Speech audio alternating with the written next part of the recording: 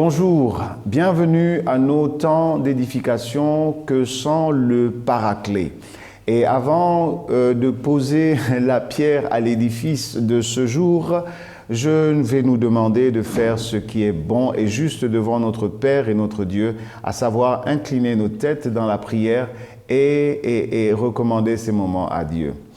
Père, nous te bénissons de ce que tu rends les temps et les circonstances favorables. Nous te bénissons, Seigneur, pour la parole de la réconciliation que tu as mis dans nos bouches. Je prie qu'un cœur soit disponible, qu'un cœur entende, qu'un cœur reçoive, Seigneur, ces paroles avec douceur parce qu'elles sont capables de produire la vie. Elles sont capables, Seigneur, de réconcilier les hommes, les cœurs avec toi. Je te bénis dans le nom de Jésus-Christ. Amen. Le thème central, le thème mensuel des ministères Flot d'eau vive pour ce mois de septembre, c'est le ministère de la réconciliation. Et je ne vais pas déroger à ce qui a déjà été fait, au fondement, aux bases que mes prédécesseurs à ce pupitre ont posé. Et je vais apporter une pierre à l'édifice. Et le sous-thème de ce jour, de cette édification, c'est le compromis de Dieu. Le compromis de Dieu. Je sais que le mot compromis est un mot qui est péjoratif, qui a une connotation péjorative. Je sais que lorsqu'on pense à Dieu, on pense qu'il n'y a pas de compromis ou de compromission en Dieu, mais le thème de ce jour, c'est le compromis de Dieu. Et suivez-moi, je ne vais perdre personne. Et lorsque nous allons progresser ensemble, vous allez découvrir comment le Seigneur m'a orienté et ce que c'est que le compromis de Dieu. Le compromis de Dieu dans le processus de la réconciliation avec les hommes. Le compromis de Dieu dans le processus de ramener l'homme à lui. Alléluia. Le mot compromettre, le verbe compromettre est un verbe qui est tiré du latin compromittere, qui veut dire s'engager mutuellement. C'est un engagement mutuel. L'engagement qui ressemble par exemple à une alliance, engagement du mariage, qui est un engagement mutuel. Un engagement qui donne des droits, mais aussi des devoirs aux parties qui décident de s'engager. Alléluia. Et donc, c'est un engagement mutuel. Lorsque l'on parle de compromettre, lorsqu'on parle de compromittere en latin, qui veut dire s'engager mutuellement. Les références scripturaires, lorsque l'on édifie le peuple, il faut donner cette base scripturaire qui va pouvoir concilier toutes les personnes qui entendent ce message. Et nous allons nous appuyer sur Romains, le chapitre 5, à partir du verset 9 jusqu'au verset 11. Et je vais de ce pas lire ce merveilleux passage dans la version Semeur de la Bible. Romains 5, le verset 9. Donc, puisque nous sommes maintenant déclarés justes grâce à son sacrifice, le sacrifice de qui? Le sacrifice de Jésus-Christ. Nous serons à plus forte raison encore sauvés par lui de la colère à venir. Il y a une colère à venir et c'est pourquoi Dieu veut sauver aujourd'hui. C'est pourquoi Dieu veut sauver aujourd'hui parce qu'il y a une colère qui vient. Verset 10. Alors que nous étions ses ennemis, alléluia, Dieu nous a réconciliés avec lui par la mort de son Fils. À plus forte raison, maintenant que nous sommes réconciliés, serons-nous sauvés par sa vie.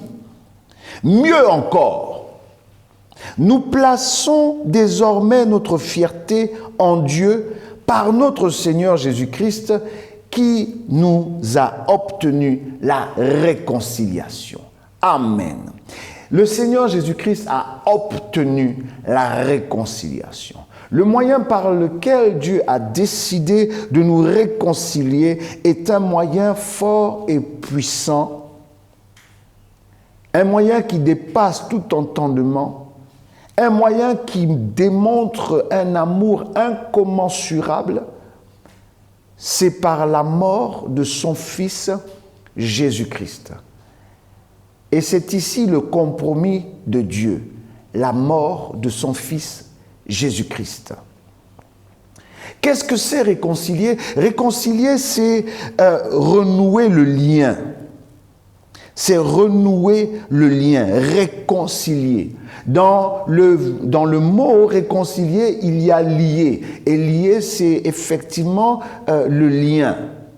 Et réconcilier, c'est refaire un lien qui a été dénoué. Mais pour qu'il y ait réconciliation, il faut bien qu'il y ait eu précédemment un lien. Et la bonne nouvelle est que entre l'homme et son Créateur, entre l'homme et son Dieu, entre l'homme et son Père céleste, il y a effectivement un lien initial.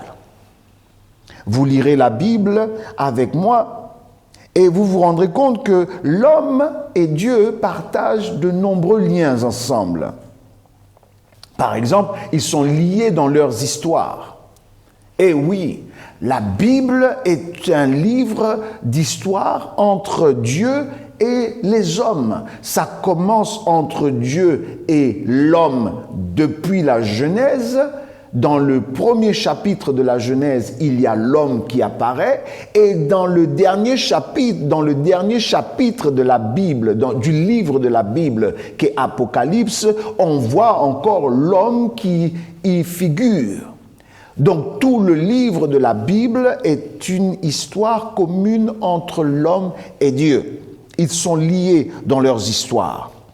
Ils sont liés dans leur ressemblance.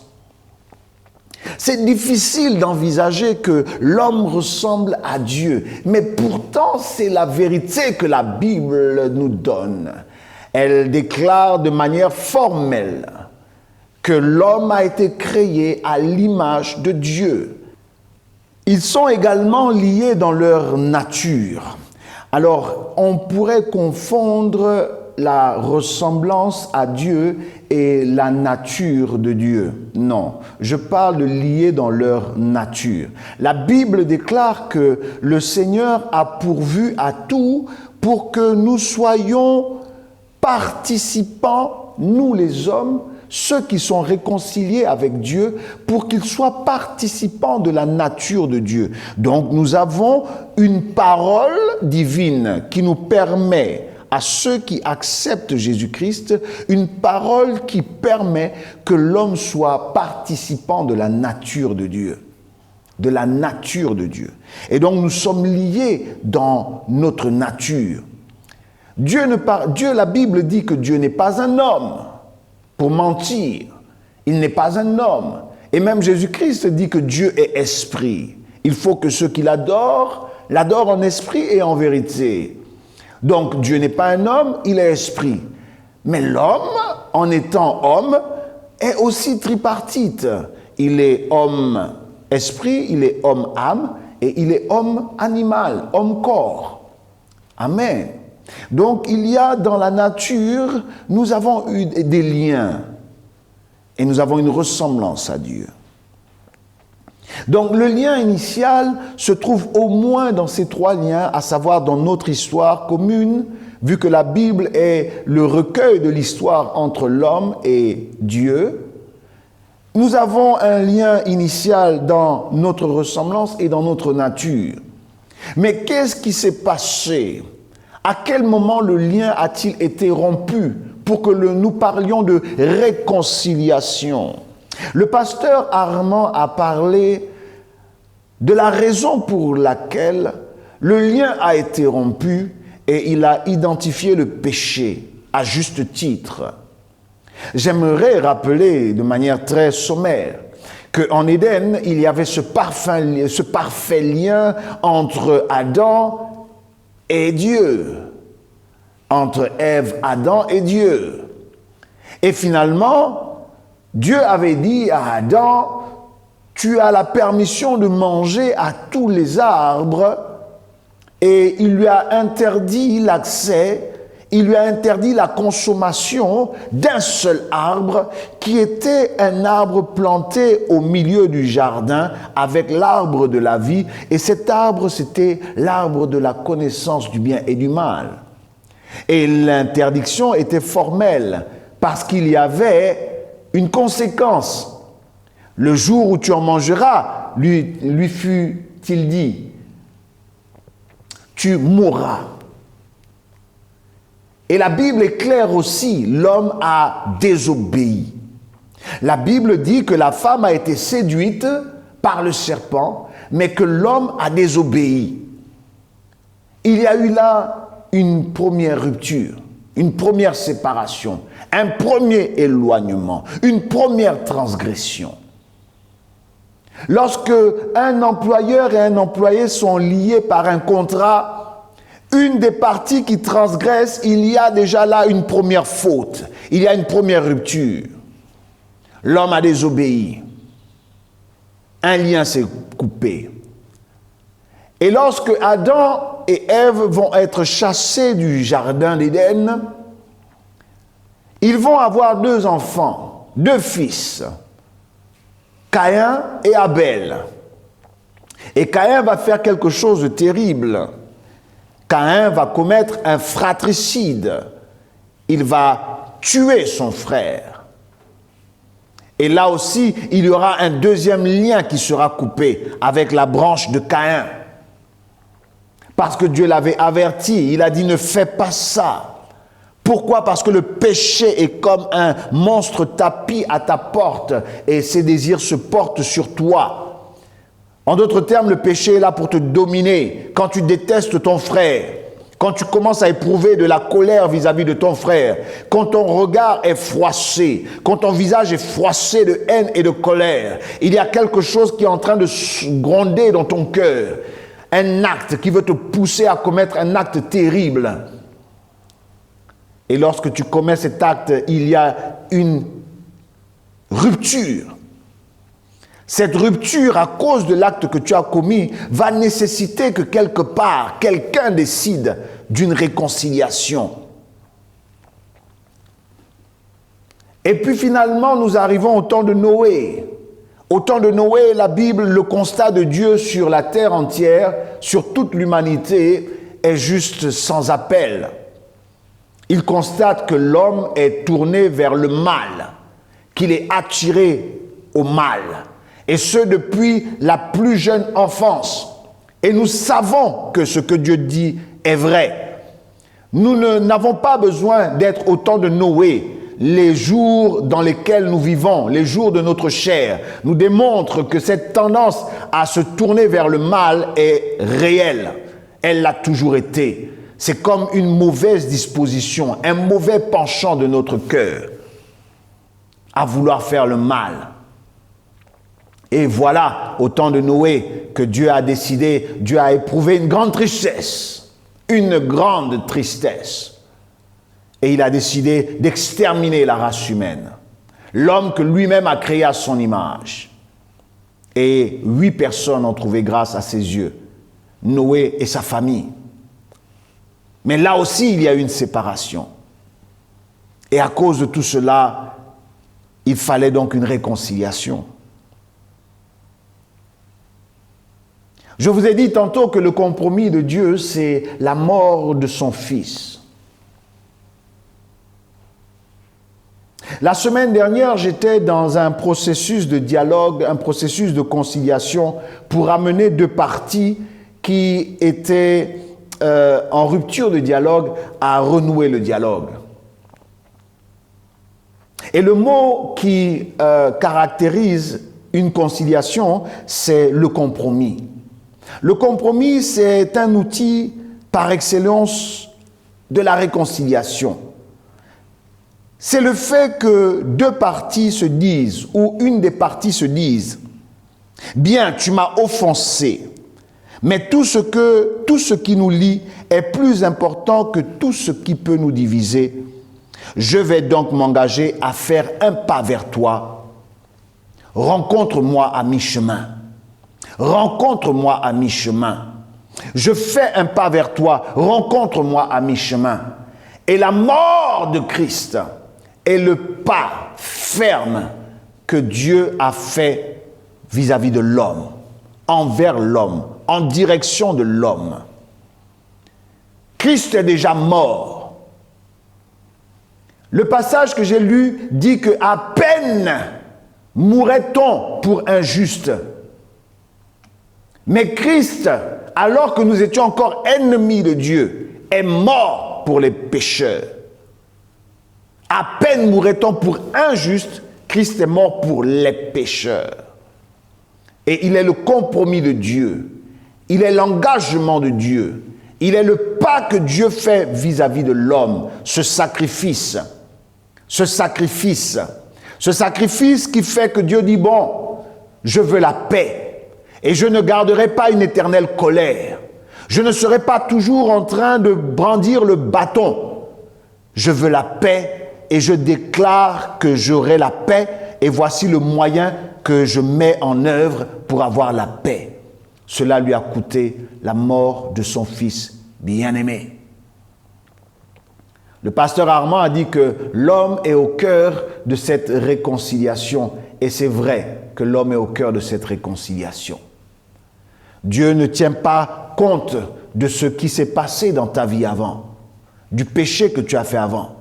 Il t'annonce aujourd'hui qu'il a déjà pourvu aux moyens.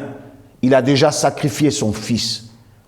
Son fils a déjà apaisé sa colère. Le sacrifice de son fils a déjà répondu aux exigences de la loi. Le sacrifice de son fils est le sacrifice qui plaît à Dieu. Noé, en son temps, a dressé un autel et il a fait un sacrifice dont l'odeur a plu à Dieu. À cause des sacrifices animaliers, l'odeur a pu apaiser le cœur de Dieu au point que Dieu déclare qu'il ne détruira plus jamais la terre. Il a même mis son arc dans le ciel. À cause d'un sacrifice animalier dont l'odeur a apaisé le cœur de Dieu. À combien plus forte raison le sacrifice de son fils émanera-t-il une odeur qui apaisera définitivement le cœur de Dieu vis-à-vis de toi? Si le sacrifice des oiseaux, des animaux purs, a pu apaiser le cœur de Dieu au point qu'il décide de ne plus détruire l'humanité par les eaux, à combien plus forte raison le sacrifice de son fils bien-aimé n'apaisera-t-il pas le cœur de Dieu vis-à-vis de ce que tu as fait? Il ne te détruira pas. Dieu ne te détruira pas. Il a déjà sacrifié son fils. C'est lui, c'est le sacrifice de son fils qui est le compromis de Dieu. Dieu accepte de ne pas frapper les hommes parce qu'il y a le sacrifice de son fils. Mais ce compromis est à durée déterminée. Parce que la Bible, dans le passage que je vous ai lu, déclare qu'il y a une colère à venir. Il y a une colère à venir. Il y a une colère à venir. Si tu entends ce message aujourd'hui, quelles qu'aient pu être les dispositions de ton cœur, je veux que tu saches que la mort de Christ est le moyen par lequel Dieu a décidé de faire la paix et de réconcilier tout avec lui-même.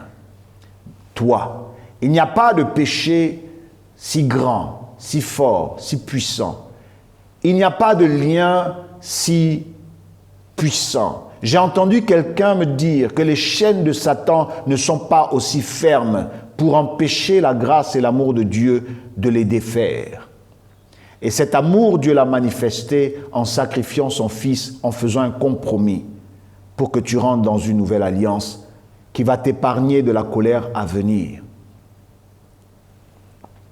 Avant de prier avec toi, je veux lire ce passage dans Colossiens 1, le verset 20. Il a voulu par lui, Jésus-Christ, réconcilier tout avec lui-même, tant ce qui est sur la terre que ce qui est dans les cieux, en faisant la paix par lui, par le sang de sa croix. Verset 21. Et vous qui étiez autrefois étrangers et ennemis par vos pensées et par vos mauvaises œuvres, il vous a maintenant réconciliés par sa mort dans le corps de sa chair. Jésus-Christ l'a fait. L'énoncé des objectifs des ministères Flot d'eau vive commence en disant que la mission que nous avons, nous, à Flot d'eau vive, la mission que Dieu nous a donnée, commence par réconcilier les hommes avec Christ. Pourquoi? Parce que lui-même, il a décidé de cette réconciliation. Maintenant, là où tu te trouves, je te prie d'incliner ta tête, de te tenir debout. Ça ne dépend pas de ce qui est autour de toi. Ça dépend de cet appel, de cette main tendue que Dieu te tend maintenant. Et prie avec moi. Seigneur, j'ai entendu ce message. Je reconnais que j'étais ennemi par mes pensées. Je reconnais que j'étais plusieurs fois accusé. Je reconnais que j'ai eu une batterie de récriminations contre toi. Mais aujourd'hui, j'ai appris, j'ai entendu que tu as déjà sacrifié ton fils. Tu as posé un acte qui t'a coûté plus que ce que je peux penser ou imaginer. Tu as décidé de faire la paix et j'accepte de faire la paix. J'accepte de recevoir ta paix. J'accepte de recevoir le sacrifice de Jésus-Christ qui apaise ton cœur, qui efface ta colère et qui me fait rentrer dans une nouvelle vie. Je te reçois, Jésus-Christ. Je reçois ton sacrifice. Je reçois la justification par ton sang. Viens dans ma vie. Que nous soyons réconciliés et que ma vie porte les fruits de cette réconciliation. Au nom de Jésus-Christ. Amen. Soyez bénis et passez une très bonne fin de journée dans la paix et la grâce de notre Seigneur Jésus-Christ. Amen. Personne comme toi, Jésus. Personne n'est comme toi, Jésus. Personne